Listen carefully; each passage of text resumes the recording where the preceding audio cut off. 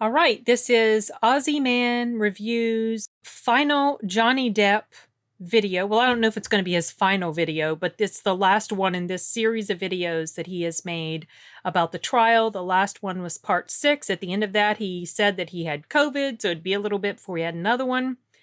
I figured it would be at least until after the trial, because why make another video and then the trial was going to be over really soon. So we're right at the end here. Let's see what he has to say and laugh along with him. We open on Kate Moss. Johnny never pushed me down any bloody stairs. Enough. End of story. This is the quickest testimony in the history of testimonies. Yeah, Amber looks like she wants to throw a couple of vodka bottles at her the whole time. Whoa, the court calls Dr. Curry back to give a rebuttal on all the shit psychology experts we've seen. She says cool words again, like fact-finding and she puts on science. her glasses. And overall talks about how important it is to be thorough with the diagnosis. Will she chuck her glasses on again? Wait for it. Wowee. I need to settle down. There's a time and a place. There's a time and a place. Johnny gets called back to recap. It's so funny how he gets on about those glasses. It's so funny. And he's not the only one. Rakeda Law was also remarking on that. It must be something attractive and appealing about a smart woman wearing glasses. It must be a look some guys like. It's funny. His side of the story one more time. Amber reactivates this classic facial expression. Also smirking and laughing throughout different portions of his time up there on the stand. And then she gets up on the stand during her rebuttal part of the case and says that she's not been smirking and laughing when everybody saw it with their own eyeballs. I mean, this woman has some serious gaslighting stuff happening, or attempting to gaslight people. It's crazy. Circa days 5 to 7 of the trial. Who the fuck is this bloke? Oh, he's from TMZ, the gossip media outlet. He's trying to stop the next witness from testifying. That just makes everything even juicier. The next witness is allowed to testify. He's from TMZ. He says he knew what Amber was up to every time she was up to something to do with the divorce and Johnny. He says the video of Johnny slamming cabinets had the beginning and end edited out of it, where Amber appeared. She totally gave them the exclusive license, I reckon. I'm a fucking expert on knowing about licensing stuff these days. Mum's friend says you're only here to get your 15 minutes of fame. Here's how he replies to that. I'm not seeking any 15 minutes here. Though you're welcome to speculate. I could say the same thing by taking Amber Heard as a client for you. A little argumentative, don't you think? Oh, hardly. I find that to be purely logical. Yeah, nah, Mum's friend. You walked into that one. You walked right into it. Yeah, you did. This photo metadata bloke is insanely interesting. It looks like a... That was such a great moment in the trial, you guys. It was so much fun.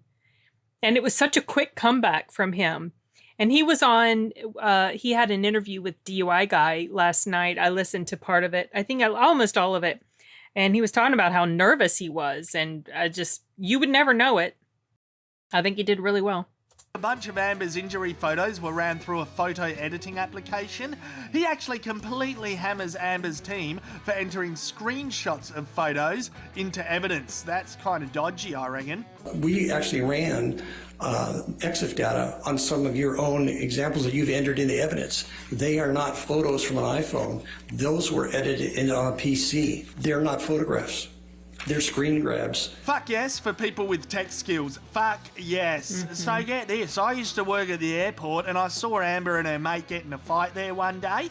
I had to run in and break them up. It was pretty fucking intense, eh? I remember it like it was yesterday. End day 22. Into 23, everyone keeps telling Johnny what happened to his finger. Sure, Amber's photos were ran through a photo editing app, but it's also a sorting app. So she could have been using it to sort them out, not up the saturation. Dr. Hughes says Dr. Curry... It's so obvious that those pictures, some of the pictures that we saw, it had some stuff done to them to bring out, like, just increase the saturation or the contrast or whatever. It was just, it's so obvious, and also very obvious that these bruises on her face, especially from when she went to the courthouse, they look so... very easy to put this on, right? I've talked about this before. And then the next day, no bruise at all. And she declared that's because she was wearing makeup, but she wasn't wearing makeup at the court. Why would she not put on makeup when she's put on she would put on makeup the next day to cover it up. Why cover it up at that point? If it's supposed to be out in the open, why would you then put on makeup to cover up your bruise? Woman lies through her face like it's habitual with her. You can't believe anything she says. He needs to read instructions. That woman was annoying as hell. The way in her testimony, her initial testimony, and I can't remember if I brought this up in the previous video, but she was basically, her narrative was when she would talk about abuse victims, she would always refer to them as a female and the perpetrator as a male. And she just didn't have a good presence on the stand. She looks very catty. And then also when she would be cross-examined, especially during the rebuttal, she would get like this nasty, like you could just tell she was pissed. It wasn't a good look. Comes to clinical diagnosis, Wayno Dennison is then like, what did you say? You need to read instructions.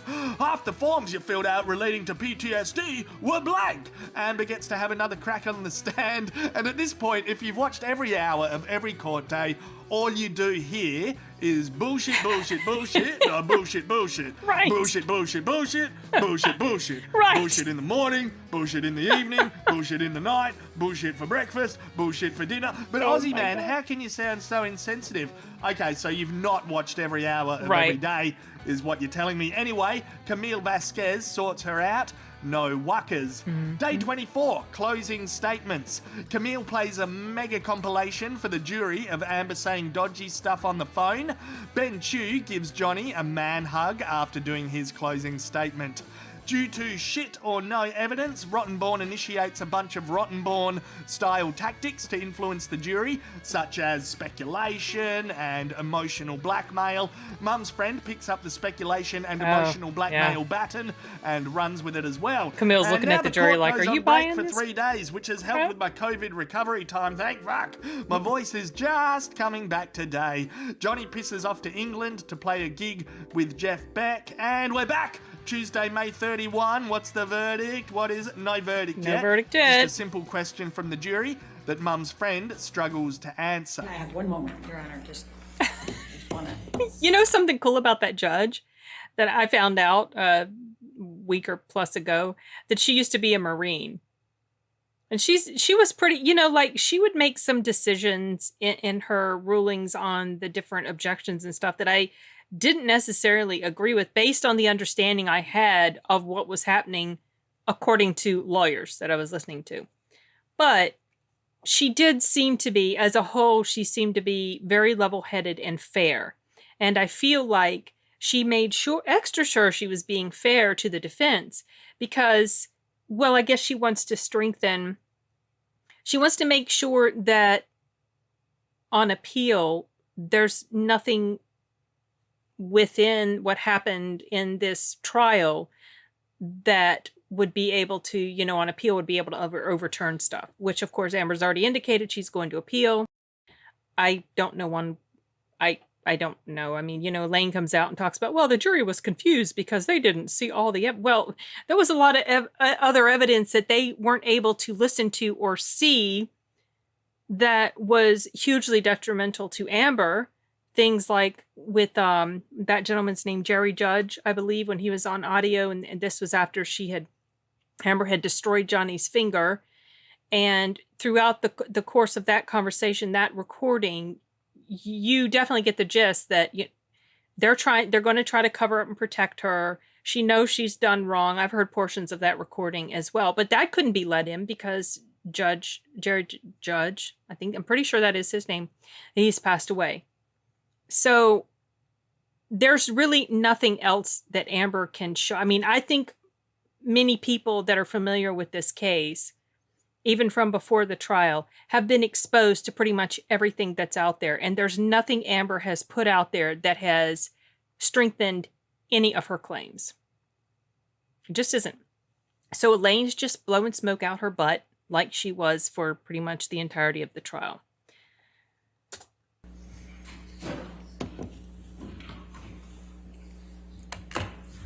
Day, whatever it is, Wednesday, June 1st. Here we go. The verdict. That was in regard to such three a beautiful specific moment. statements in her Washington Post op-ed, Amber is found to have defamed Johnny, $15 million in damages to him. She's awarded $2 million in her $100 million countersuit for one statement Johnny's old lawyer made about her. The end. And now suddenly within moments, the Americano courtroom we've come to know and love for 6 weeks is vacated and left empty.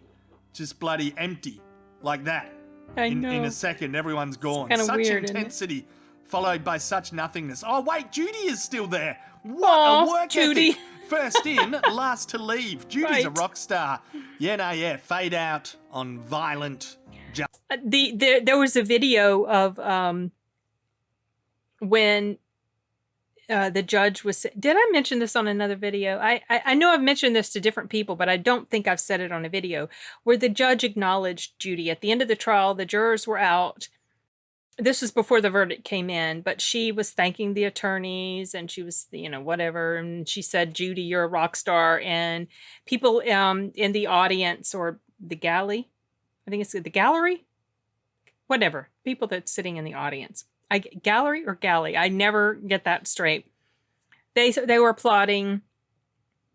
Johnny was applauding. Johnny's attorneys were applauding. Amber's attorneys were applauding. And Amber's just standing there like a lump with a look on her face like she has no idea why people are applauding this lowly little peon over here.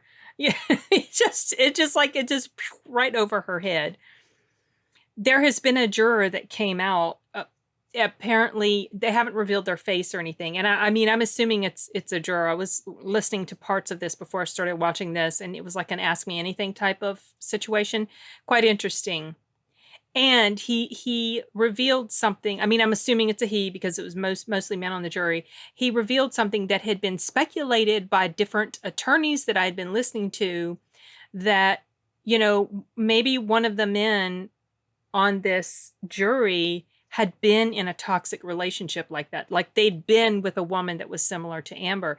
And he did say in his answering one of the questions that she reminded him of a girlfriend he had had. So he could identify with Johnny. justice imagery. Yeah, there's nothing for me to say really that I haven't already said reviewing this over the 6 weeks as it unfolded. So please do check out parts 1 to 6 if you've just found this final video before any of those ones. For a fair whack at the trial, you could say with a moderate to high level of conviction, Amber was fucked. Look, I worked to give her the benefit of the doubt as... Okay, but here's the thing. Going into this trial... Okay, so most normal people, most regular people like us, let's say, people who aren't legal experts, they're like, yeah, she defamed him. Give him the money. But legally, Johnny had an uphill battle of a case. And if Amber and her attorneys had just argued on the law, they would have won this thing. But she couldn't help herself. She had to turn this into a big, huge ruckus about him, being an abuser and all this abuse she went through and her dog stepping on a bee and all that nonsense. That's what lost her the case. She lost her own case. I'm glad for that. But, it's sobering to think that legally it would have been difficult for Johnny to win if her attorneys had taken a different tactic than they did. Level of conviction, Amber was fucked. Look, I worked to give her the benefit of the doubt as much as possible. Shit just never added up properly, and Johnny's lawyers were extremely thorough. Evidence is on his side. I don't have any doubts in saying she's an aggressor, and she indeed acted with malice to bring down his career. There's nothing wrong with giving Johnny his moment now and simply saying, well done. Or being happy for the bastard. His partner started physical fights that led to the tip of his finger being sliced off. That is horribly sad and extremely fucked. So I am happy that he's had his day in court, so to speak. If he was there for the final verdict, I'd imagine he would have chucked a Daryl Kerrigan from the Aussie film The Castle towards Rottenborn and Mum's Friend. Bad luck. You dickhead. I understand that some people attribute this case to being a negative moment for abuse victims or female abuse victims more. No, that's how, yeah, that's how idiots like Amber are trying to spin this thing. Oh, now it's terrible for abuse. Oh, shut up. And she's acting like she can speak for all women. No, you do not speak for all women. What she did was an absolute disgusting thing for real victims of abuse. She is not a real victim of abuse. She's not. And what she did was just disgusting. Not only the fact that she was an abuser herself, but also the fact that she hid behind the victims of real domestic violence to further her cause and cause so much damage. I mean, a lot of people were tuned into this. Maybe a lot of people don't understand why so many folks were fixated on this. And for a lot of folks, maybe it was because of the celebrity aspect of it. But for many other folks, it was also because of the overall topic that this is about. And like I mentioned in other videos, that it just felt like there was so much hanging on this besides just Johnny Depp and Amber Heard. It was so much more that this was about. Well, for me personally. And so that's why I just felt so personally invested in this thing. And I'm so happy that it ended up the way it did. And I think most people are too, because I think most people saw through her bullcrap. More specifically, I'd like to argue that it's a positive moment for anyone. Every individual case should be treated differently, and every case of domestic violence or intimate partner violence surely has its own set of circumstances and messiness. You can't copy-paste this trial just because it's a celebrity one onto everyone's future experiences that are yet to exist. Seeing people speak on behalf of other people all the time has become fucking exhausting. Each case is different. Each case should be treated and assessed differently. I also think it's a positive moment because you can take the time yourself, if this trial has interested you, to search other videos and testimonies of people, yes, mostly women, that have survived domestic abuse. And look at photos of people who have really had their noses broken and their faces bashed with, objects that hurt them, like rings or whatever. And it does not take a super intelligent person. You don't have to have some sort of high degree, educational background or whatever to see through and understand the truth of the matter. It really is it was so simple. And that's why she lost. I always wanted other people to feel good, and I always wanted, but I was giving up myself. And to say no is okay, and to have feelings is okay, and to say no, this is not for me. That's a strong thing to realize. It's a fair dinkum intense rabbit hole to go down, but this trial has been informative on topics like domestic violence, mental health, drug and alcohol addiction, and the legal process overall. It's resonated with people because it is more than a trashy celebrity display of narcissism. I love cynicism as much as the next bloke and going, they're both idiots, it's all a show for their egos. But this trial is more than just a bunch of superficial bullshit. It is. I don't think there's any shame in saying you've watched every hour of every court day. It's been big on a cultural level, and it's been very informative on a human level. So that's my review. Thanks for watching, everyone. I'll keep the objection shirts on sale on AussieManShop.com until the end of June, so get in there and make your purchase now. Objection to my own question remains my favourite. And please do check out my interview with old mate Sam Neill from Jurassic Park. He's a lovely Kiwi celebrity, and I am proud of these interviews I get to do. Links in the... I found out since my last video that he really does do these interviews, so I'm looking forward to watching them. Yeah. I thought it was like spliced together sort of fake, funny types of things, but no, it's apparently real stuff. That's really cool. Post description below. Cheers to everyone that's followed this court case along with me. Have a good one. See you down the road.